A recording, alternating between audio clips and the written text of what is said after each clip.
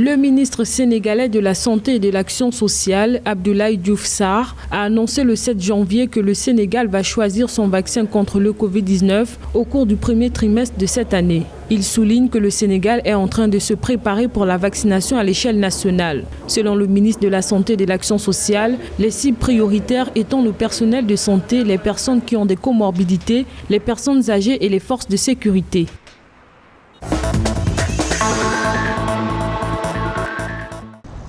Le confinement de la capitale tchadienne N'Djamena, décidé le 31 décembre 2020, est prolongé d'une semaine selon le décret présidentiel publié le 8 janvier. Les frontières aériennes resteront fermées jusqu'au 14 janvier ainsi que les frontières terrestres de la ville de N'Djamena, indique le dit décret. Tous les établissements scolaires et universitaires, les lieux de culte, entre autres, seront aussi fermés. Les transports en commun urbains et interurbains sont également interdits, de même que les attroupements privés et publics rassemblant plus de 50 personnes.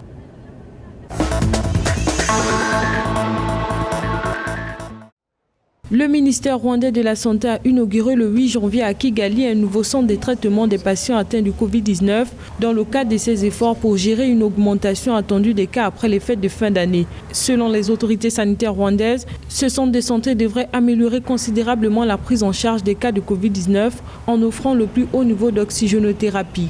Notons que cette nouvelle structure a une capacité d'environ 140 lits pour des patients dans un état grave placés en soins intensifs.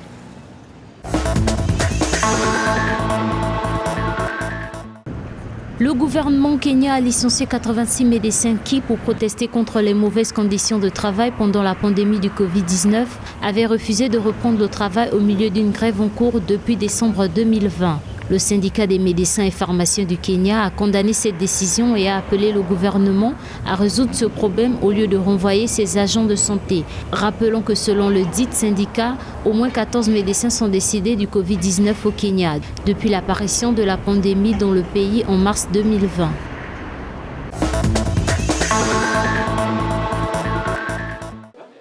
Le nombre de cas confirmés de Covid-19 sur le continent africain a atteint 2 950 109, a indiqué le 8 janvier le Centre africain de contrôle et de prévention des maladies, CDC Afrique. Il souligne dans un communiqué que le nombre de décès liés à la pandémie s'élève à 70 553, tandis qu'un total de 2 414 219 personnes infectées par le Covid-19 avaient guéri sur le continent. Notons que les pays africains les plus touchés par la pandémie sont l'Afrique du Sud, le Maroc, l'Égypte et la Tunisie.